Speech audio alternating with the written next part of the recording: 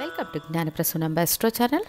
ఇవాల్టి వీడియోలో గ్రహాల వీక్షణ యొక్క ఖచ్చితత్వాన్ని ఎలా నిర్ణయిస్తారని అంశం. సహజంగానే గ్రహాల వీక్షణలు అవి శుభగ్రహాలు కావచ్చు, పాపగ్రహాలు కావచ్చు. వీళ్ళ వీక్షణ ఉన్న స్థానాలు మరియు గ్రహాలు ప్రభావితమయ్యే అవకాశం ఉంటుంది. శుభగ్రహాలు వీక్షించినప్పుడు మంచి ఫలితాలు, పాపగ్రహ వీక్షణలను కలిగి ఉన్నప్పుడు దుష్ఫలితాలు ఉంటాయి. అయితే ఈ వీక్షణ యొక్క కొలతలు చాలా ముఖ్యమైనవి.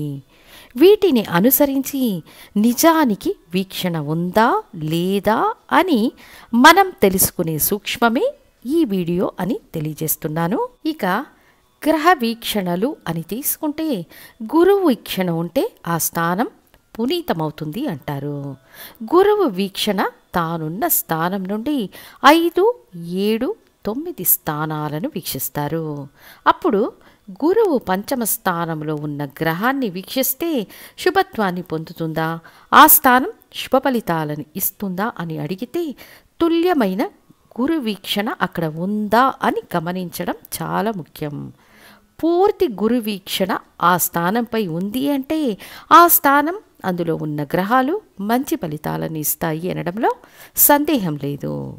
ఇందులో ఉన్న ఇంకొక సూక్ష్మం ఏమిటి అంటే ముందుగా గురువు బలంగా ఉన్నారా అని కూడా చూడాలి.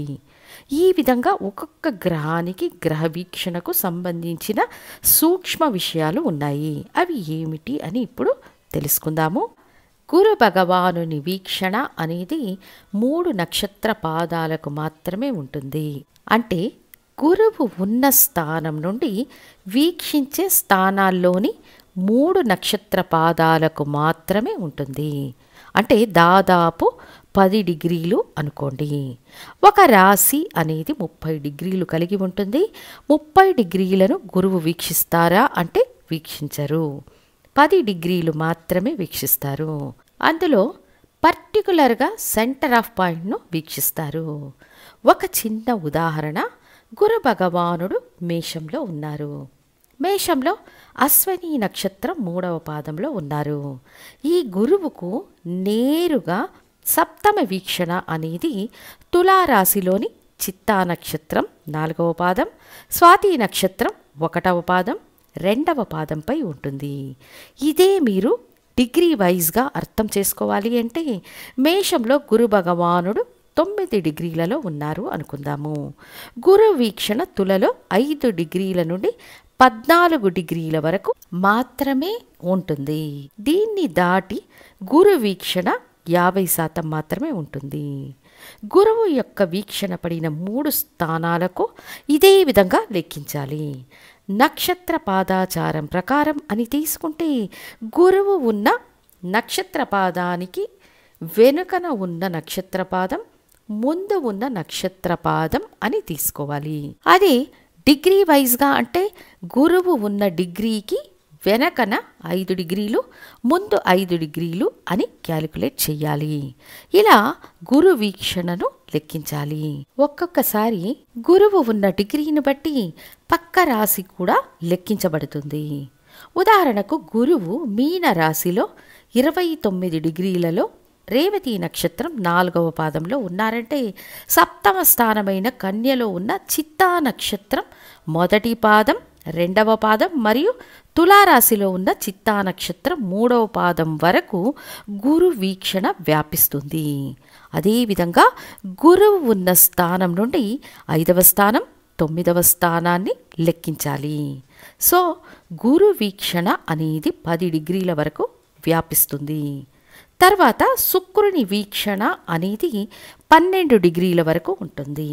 శుక్రుడున్న స్థానం నుండి వీక్షించే సప్తమ స్థానంలో శుక్రుడున్న డిగ్రీకి ముందు 6, వెనుక 6 డిగ్రీల వరకు వ్యాపిస్తుంది. సో సరైన కోణంలో లెక్కించాలి అనేది సూక్ష్మ విషయం. అదేవిధంగా బుధుడి వీక్షణ 8 డిగ్రీలు ఉంటుంది. బుధుడున్న డిగ్రీకి నేరుగా ఉన్న సప్తమ స్థానంలో ఉన్న 3 పాదాలకు మాత్రమే ఉంటుంది. ఇక్కడ శుక్ర బుధులకు ప్రత్యేక వీక్షణలు లేవు. అదే రవి భగవానుడు తానున్న డిగ్రీని అనుసరించి 30 డిగ్రీలు వీక్షిస్తారు. చంద్రుడు శుక్లపక్షం కృష్ణపక్షం అనే 2 స్థితులను కలిగి ఉంటారు కాబట్టి శుక్లపక్షాన్ని అనుసరించి కృష్ణపక్షాన్ని అనుసరించి 16 డిగ్రీల వీక్షణా సామర్థ్యాన్ని కలిగి ఉంటారు. ఇక రాహుకేతువులు ఛాయాగ్రహాలు కాబట్టి వారున్న స్థానానికి ముందున్న 3వ స్థానాన్ని, వెనక ఉన్న 3వ స్థానాన్ని కంట్రోల్ చేస్తారు. తర్వాత కుజుడి వీక్షణ 6 డిగ్రీల వరకు ఉంటుంది. కుజుడికి 3 విశేష దృష్టులు ఉంటాయి. కుజుడు తానున్న స్థానం నుండి 4, 7, 8 స్థానాలను వీక్షిస్తారు. కుజుడున్న నక్షత్ర పాదాన్ని అనుసరించి 4వ స్థానం, 7వ స్థానం, 8వ స్థానంలో 6 డిగ్రీల వరకు కుజుడి యొక్క వీక్షణ వ్యాపిస్తుంది. ఆ డిగ్రీలలో గ్రహాలు ఉంటేనే కుజుడి వీక్షణలో గ్రహాలు ఉన్నాయని లెక్కించాలి.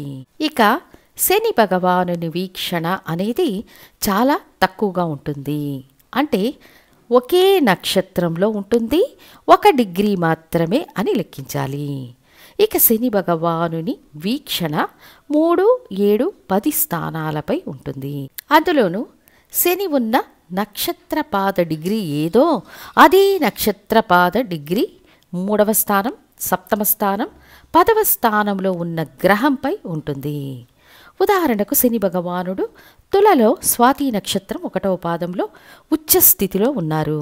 స్వాతి నక్షత్రం 1వ పాదం తులలో ఉన్న నక్షత్ర పాదాన్ని అనుసరించి 3వ నక్షత్ర పాదం అవుతుంది.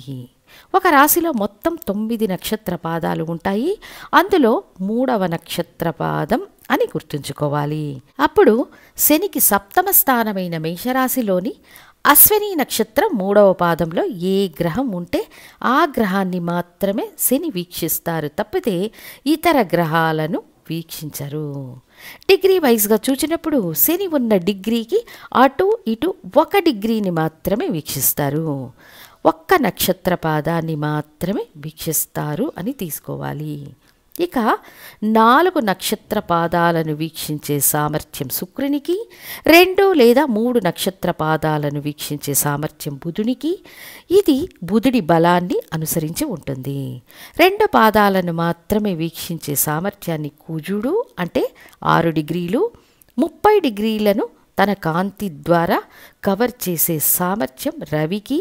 శుక్లపక్షం కృష్ణపక్షం అనే స్థితిని బట్టి చంద్రుడి వీక్షణ సామర్థ్యాన్ని లెక్కిస్తారు. సో అన్ని పరిస్థితుల్లోనూ గ్రహ వీక్షణ యొక్క ఖచ్చితత్వం చాలా ముఖ్యం అని తెలియజేస్తూ ఇంకొక ముఖ్య వీడియోతో మళ్ళీ మీ ముందుంటాను. ధన్యవాదాలు.